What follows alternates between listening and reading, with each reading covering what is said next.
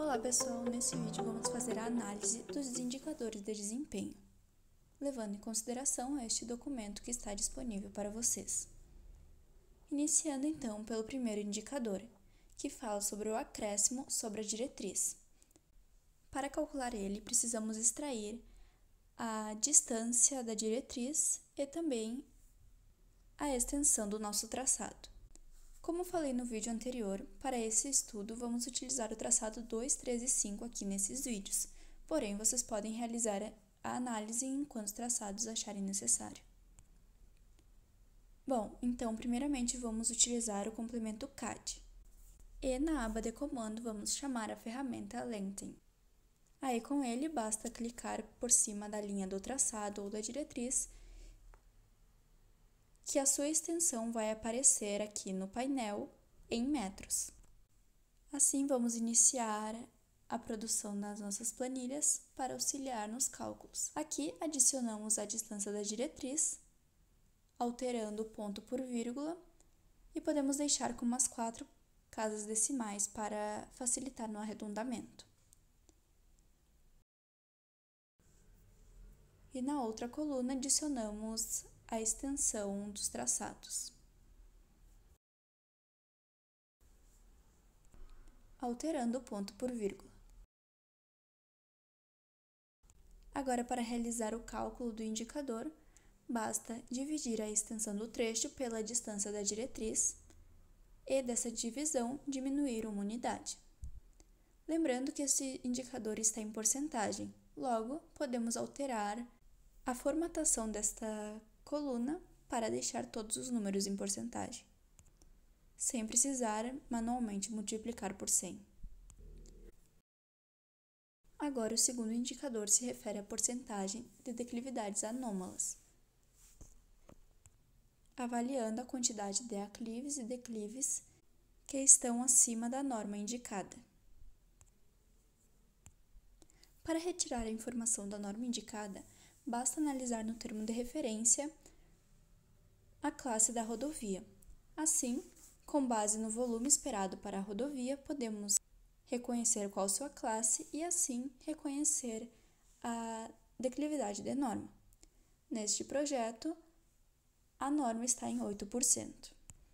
Lembrando de deixar a coluna em porcentagem e adicionar o número. Aqui a extensão do trecho podemos copiar do indicador anterior. E para a extensão acima da norma, vamos utilizar o complemento Profile Tool para preencher esta nova planilha. Abrimos o Profile Tool, adicionamos o MDE base, adicionamos o layer e deixamos nessa seleção. E agora clicamos nos traçados. Vou retirar as informações apenas do traçado 2 aqui neste vídeo, mas o mesmo processo deve ser feito para todos que estão sendo analisados.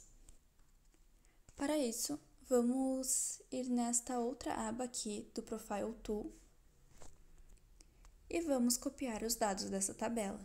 Vamos colar esses dados no bloco de notas do computador apenas para substituir todos os pontos por vírgula, para facilitar na hora de adicionar lá na nossa planilha. Assim, copiamos esses dados para essas duas colunas, porém vamos alterar o formato numérico da coluna estaca.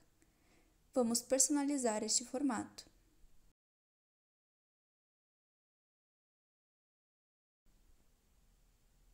Colocando 0 mais 000,00, que é o formato padrão. Agora vamos realizar os cálculos. Na distância, vamos diminuir o valor de uma estaca pela anterior. Aqui, no caso, ele preenche automático as outras. E, no ΔZ, dividimos a cota pela cota anterior também. Na declividade, vamos dividir o ΔZ pela distância. E assim, lembrando de deixar esta coluna em porcentagem, para nos auxiliar na comparação com a declividade de norma. Aqui vamos realizar um teste lógico com a função de condição das planilhas. Vamos chamar o comando C e, no caso, se a declividade for maior que o 8%, que é a declividade de norma,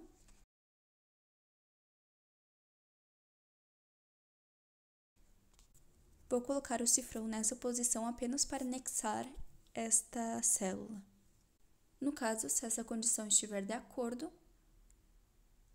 iremos imprimir o valor da distância na célula. Porém, também temos que lembrar que temos declividades negativas que também ficam fora de norma. Então, novamente, vamos chamar a função C e, se a declividade for menor a menos a declividade de norma, imprimimos o valor da distância. Damos um ponto e vírgula e falamos que, se caso não seja aceito, vai ser impresso o valor zero. Fazemos o preenchimento para toda esta coluna e aqui é possível ver, por exemplo, aqui a declividade está fora de norma, então a distância foi copiada para esta célula. Aqui na coluna de extensão acima da norma, vamos realizar uma soma de toda esta coluna do teste lógico.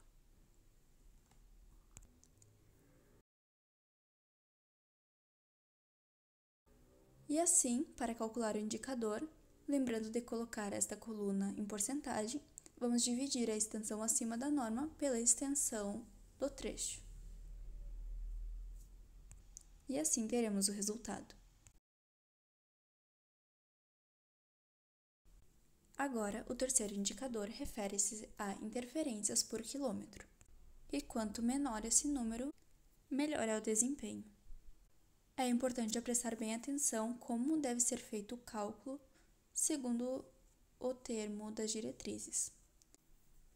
Bom, então vamos organizar também a planilha deste indicador, copiando a extensão de trecho que já extraímos nos indicadores anteriores, que está em metros. Porém, nesse indicador precisamos dessa informação em quilômetro, então basta dividir por 1000 nesta outra coluna. Aqui vou mostrar um por um dessas interferências que vamos levar em consideração neste projeto, começando pelos corpos d'água.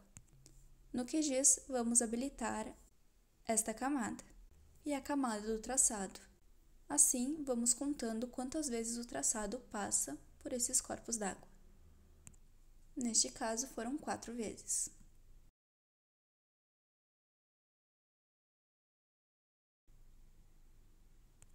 Agora, na mata nativa, vamos contar uma unidade a cada 100 metros que o traçado passar por ela.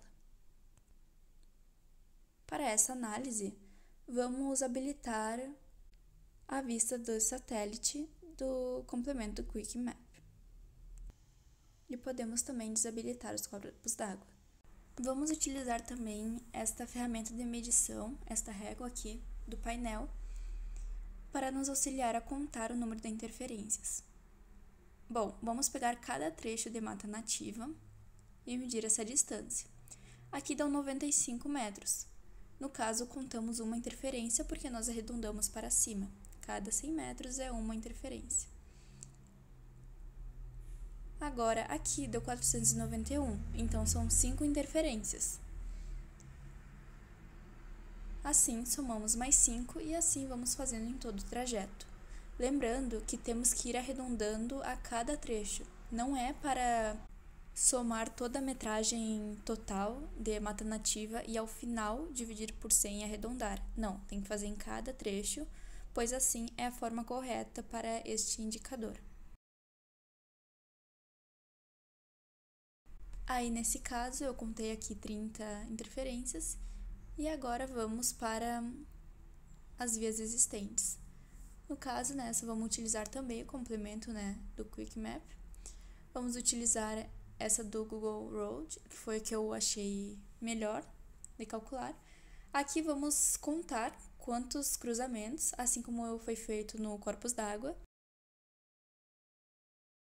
E quando tiver via existente de forma contínua, como é nesse caso aqui, vamos utilizar a régua e fazer o mesmo esquema da mata nativa. Aqui deu 156 metros, então contamos como 2 interferências. E fazemos o mesmo processo em todo o trajeto. Aqui no caso eu somei 12. Redes elétricas tem que ser uma preocupação maior quando estamos em alguma área urbana, né? E edificações, podemos utilizar também, né, esses mapas do Quick Map para nos auxiliar, e as edificações são contadas em unidade. Só leve a atenção caso tenha, né, realmente alguma interferência no meio do trajeto aqui. Por exemplo, ó, aqui estão muito próximas as casas. E aí basta fazer essa contagem. E agora, nessa tabela aqui, vamos realizar uma soma para saber o número total de interferências e passar para a nossa tabela principal. Depois eu vou realizar o mesmo processo com o traçado 3 e 5 e volto com as tabelas preenchidas. Bom, para calcular o ET3, basta dividir o número de interferências pela extensão em quilômetros. Agora, eu uni as informações dos indicadores de cada traçado nessa tabela como uma forma de resumo. E aqui vamos realizar a soma de cada coluna dos indicadores. E é importante voltar lá no termo de referência para ver qual é o peso de cada indicador, pois ele será necessário para nos auxiliar na análise de qual o melhor traçado para prosseguir com o projeto. No caso 10%, 24% e 20%. Agora, vamos fazer uma soma ponderada normalizada. Pegamos o valor do indicador daquele traçado, dividimos pela soma da coluna do indicador e multiplicamos pelo peso, mais o valor do indicador 2 do traçado, dividido pela soma total dessa coluna, multiplicado pelo peso, e assim fazemos também pelo indicador 3. Assim realizamos esse processo para todos os traçados, e assim podemos analisar os números. Nesse meu caso aqui, vou acabar escolhendo o traçado 5 para continuar o projeto, por ser o menor número. Porém, é preciso lembrar que além dos indicadores, são utilizadas outras formas de critérios para a escolha, como são vistos em aula. Ou seja, não é porque deu o menor resultado que será necessariamente o melhor traçado para seguir com o projeto.